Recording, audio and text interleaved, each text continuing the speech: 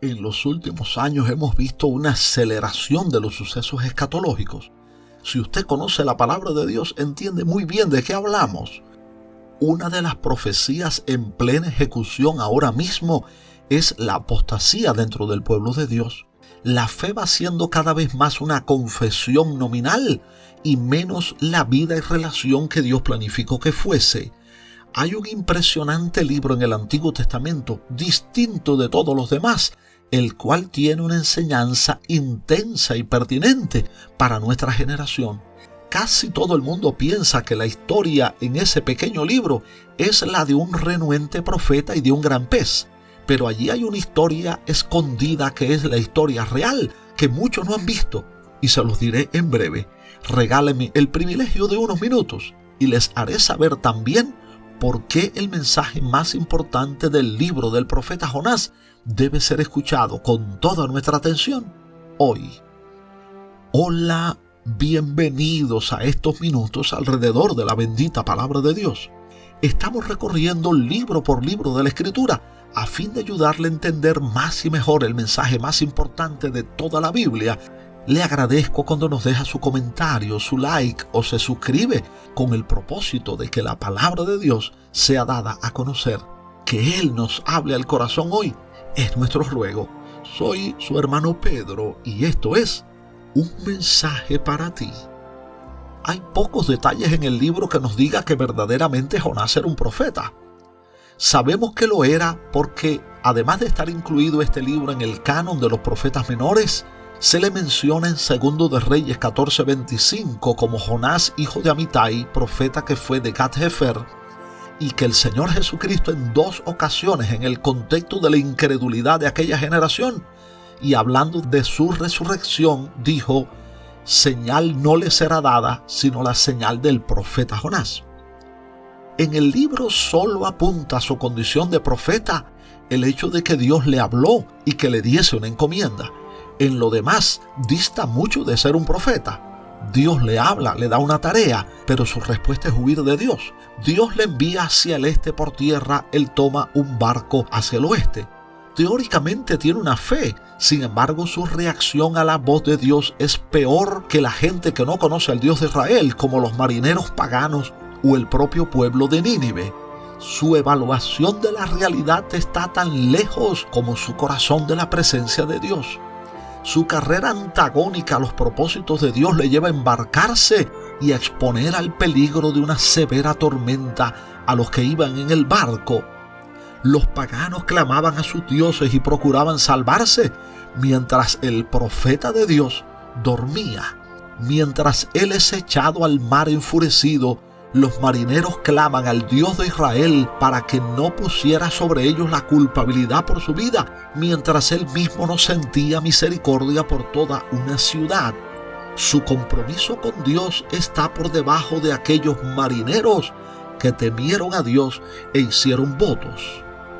Cuando llega a Nínive, Dios le habla otra vez y de muy mala gana recorre solo parte de la ciudad y también predica un mensaje incompleto.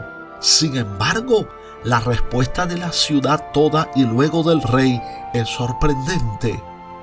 Y Dios miró con agrado el arrepentimiento, lleno de compasión retiró su juicio, mientras el egocéntrico profeta se retira a mirar lo que va a pasar y discute con Dios. Y oró a Jehová y dijo: ahora, oh Jehová, ¿no es esto lo que yo decía estando aún en mi tierra? Por eso me apresuré a huir a Tarsis, porque yo sabía que tú eres Dios clemente y piadoso, tardo en enojarte y de grande misericordia, que te arrepientes del mal. Este pequeño libro es un relato sorprendente, como es sorprendente que no es la historia de Jonás, que tiene otro protagonista. Jonás y el gran pez parecen ser el foco de atención, pero es solo una parte del suceso. Hay una historia verdadera detrás de esa pequeña historia. Jonás no es precisamente un modelo para imitar. El protagonista de la historia real detrás del relato es Dios, el soberano y amoroso Dios de Israel, que ama a todo ser humano por muy lejos que esté o muy horrible que haya sido su vida. El soberano Dios de Israel y de todas las naciones el Dios misionero que ama al pecador y no desea que este mundo sea condenado en ignorancia y necedad, y desea darle la oportunidad de arrepentimiento, que usa aún hasta un renuente y egoísta profeta para alcanzar a aquellos con su insistente amor. Desde este momento en adelante, cuando usted lee este pequeño libro, no lea de Jonás. Mire a Dios, el protagonista real de la historia. Fue Dios quien llamó y comisionó a aquel hombre, a pesar de que su orgullo nacionalista estaba por encima de todo. Cuando el indócil Jonás huye de su presencia, fue Dios quien hizo levantar un gran viento en el mar, y hubo en el mar una tempestad tan grande que se pensó que se partiría la nave. Dios estuvo allí cuando los marineros echaron suertes y cayó sobre Jonás. Cuando ya Jonás estaba en el mar, Jehová tenía preparado un gran pez que tragase a Jonás. Y luego de la oración desde el vientre del gran pez, Jehová fue quien mandó al pez que vomitase a Jonás en tierra. Fue el insistente, incansable Dios que envió por segunda vez palabra suya a Jonás diciendo: levántate, ve a Nínive, aquella gran ciudad, y proclama en ella el mensaje que yo te diré. Fue Dios quien miró la respuesta de los ninivitas y se arrepintió del mal que había dicho que les haría y no lo hizo.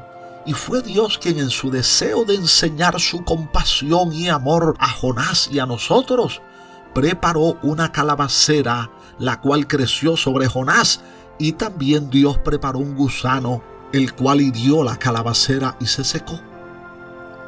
Pero mire, en el libro del profeta Jonás, el cristianismo actual, Jonás escucha a Dios, pero igual huye de la presencia de Dios.